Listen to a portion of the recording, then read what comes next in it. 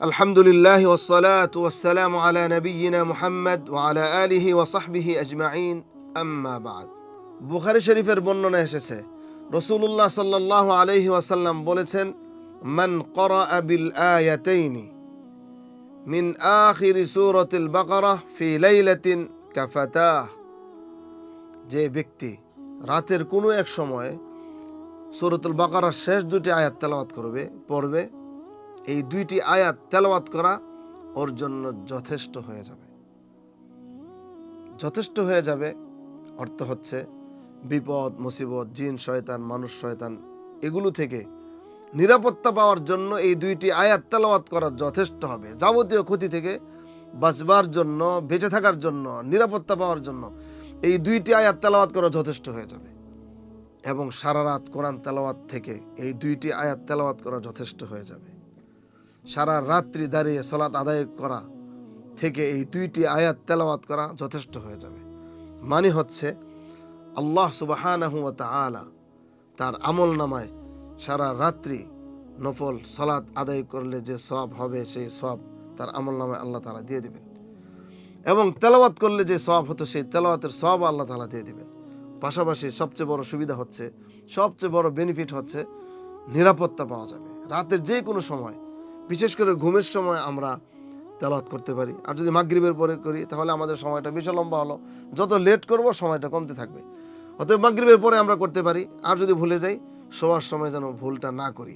এই দুইটা আয়াত যদি আমরা তেলাওয়াত করতে পারি, নিরাপদে রাত্রি যাপন করতে পারবো। আল্লাহ তাআলা আমাদেরকে নিরাপত্তা দান করবেন। রাসূলুল্লাহ সাল্লাল্লাহু আলাইহি ওয়াসাল্লামকে আল্লাহ তাআলা যে সকল কারণে শ্রেষ্ঠত্ব দান করেছেন, তার মধ্যে একটি হচ্ছে এটা। বুখারী শরীফের অন্য বর্ণনায় এসেছে, রাসূলুল্লাহ সাল্লাল্লাহু আলাইহি ওয়াসাল্লামকে আল্লাহ তাআলা আরশের নিচ থেকে, গুপ্ত ভান্ডার থেকে এই দুইটা আয়াত দিয়েছেন, যা অন্য কোনো নবীকে দেননি। তো এই দুইটা আয়াতের মধ্যে কি রয়েছে, আমি দুই একটি বিষয় নিয়ে আলোচনা করব।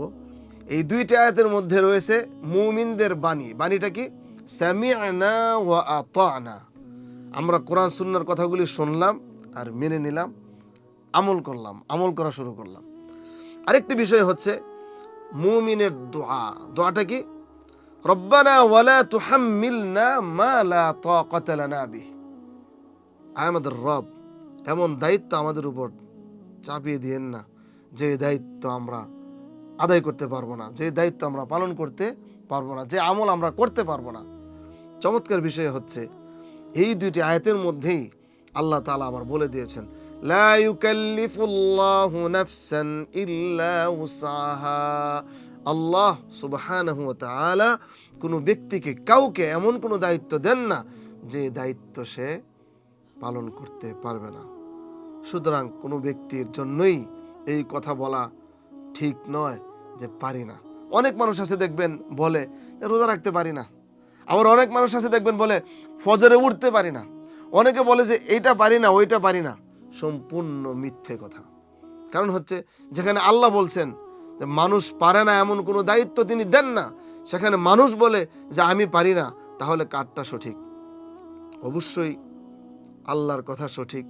আল্লাহ সুবহানাহু ওয়া তাআলা আমাদেরকে এমন কোনো দায়িত্ব দেন নাই যে দায়িত্ব আমরা পালন করতে পারবো না। সুতরাং কেউ যেন এই কথা না বলি যে আমি পারি না। হ্যাঁ, অবশ্যই পারি, করার সৎ ইচ্ছাটা আমার নাই, সেই কারণে আমি পারি না। মুখস্থ করার সুবিধার্থে আমরা যেন খুব সহজে এই দুইটা আয়াত মুখস্থ করতে পারি, সেজন্য আমি একটু তেলাওয়াত করে নিচ্ছি। এই দুইটি আয়াত আমরা শিখব, মুখস্থ করব এবং তর্জমা দেখে নেব। যদি আমরা এভাবে শিখে নিতে পারি, তাহলে আমাদের জন্য অনেক কল্যাণ হবে। আল্লাহ তাআলা আমাদেরকে তৌফিক দান করুন। আউযু বিল্লাহি মিনাশ শাইতানির রাজীম। বিসমিল্লাহির রহমানির রহিম। আমানার রাসূলু বিমা উনজিলা ইলাইহি মির রাব্বিহি ওয়াল মুমিনুন কুল্লুন আমানা বিল্লাহি ওয়া মালাইকাতিহি ওয়া কুতুবিহি ওয়া রুসুলিহি লা নুফাররিকু বাইনা আহাদিম رسله وقالوا سمعنا وأطعنا غفرانك ربنا وإليك المصير. لا يكلف الله نفسا إلا وسعها، لها ما كسبت وعليها ما اكتسبت. ربنا لا تؤاخذنا إن نسينا أو أخطأنا. ربنا ولا تحمل علينا إصرا كما حملته على الذين من قبلنا. ربنا ولا تحملنا ما لا طاقة لنا به واعف عنا واغفر لنا وارحمنا أنت مولانا فانصرنا على القوم الكافرين.